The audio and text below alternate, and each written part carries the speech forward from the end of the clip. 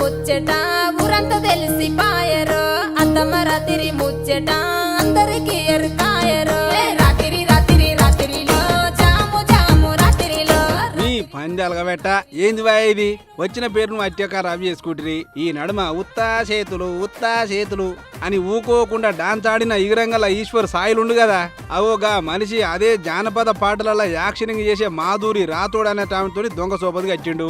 ఉత్తా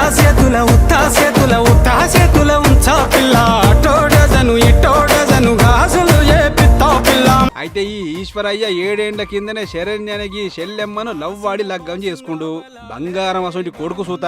మరి అసొంటోడికి మాధురి మాయల ఎందుకు పడ్డాడో ఏం పాడో గాని పాట పేరు చెప్పి ఏములాడ కాడ పాడు పనికి మళ్ళీరు. చల్లబూట మెల్లగా మదనో నవయ్యారి సప్పరిత్తనంటడే మదనో నవయ్యారి చల్లబూట మెల్లగా మదనో నవయ్యారి సప్పరిత్తనంటడే మదనో నవయ్యారి. ఇక ఈ ముచ్చట అటు పోయి సాయిలు పెళ్ళడానికి ఎరుకైంది. ఇక ఊకుంటదా దన్ను అని అద్దుమ రాత్రి లాడ్జి కాడికి రానే వచ్చింది. ఇక తలుపు తీస్తారుగా ఏముంది మాధురి మంచం మీద ఉంటే సాయిలు పోయి సాటుకు దాసుకుండు. ఇద్దరిని చూడంగానే కాసేపు శరణ్య జర్రసేపు రెడీమేడ్ చేసింది. సీన్ కట్ చేస్తే నా మొగనికి ఎసొంటి చెడు బుద్ధులు లేవు. నీతి నిజాయితీ మంచితనానికి అంగి పాయింట్ వేసి టై బెల్ట్ వేసి బూట్లు వేస్తే ఎట్లుంటుందో అట్లుంటాడు. అసొంటిది నా మొగని లొంగ తీసుకుర్రు. మందు అలవాటే లేని నా పెనిమిటికి మందు అలవాటు చేసిర్రు.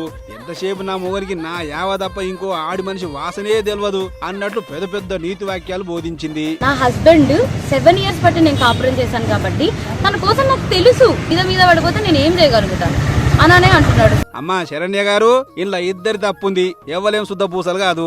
మొదలు పెన్లాని నేను ఉన్నాక నువ్వు బయట ఎట్లా పోతావురా ఆవులే అని చెప్పి షీపురు అందుకొని 4 దండేది పోయి ఒక్క పిల్లని ఎందుకు వచ్చావమ్మా అంటే నీ మొగుడు పెద్ద నీతిమంతుడు. ఆ పిల్లేమో చెడిపోయిందా?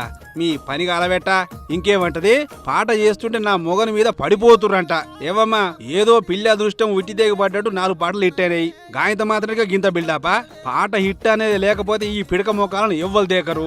ఏదేమైనా ఆ పిల్లను బజార్లో పడేసిరు కాబట్టి ఈశ్వరయ్య ఆమెను 2వ పెళ్లి చేసుకోవాల్సిందే, ఇంటికి తీసుకుపోవాల్సిందే అనేటోళ్ళ సంఖ్య ఇప్పుడు మస్తు పెరిగింది.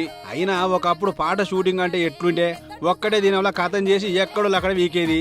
అసొంటిది ఇప్పుడు 4-5 రోజులు చేసుకుంటా లాడ్జీలలో వండుకుంటా ఇసొంటి కథలు పడుతుర్రు. అట్లనే అందరు కాదు సుమా చాలా మంది ఇట్లనే మోపారట. మరి ఈ ముచ్చట చూసినాక ఆడిపోలగాళ్ళను పంపే అవ్వయ్యలు మీరు సూత ఎంట పోతే మంచిది అని అనుకుంటారు ఈ ముచ్చట చూసిన జనాలు.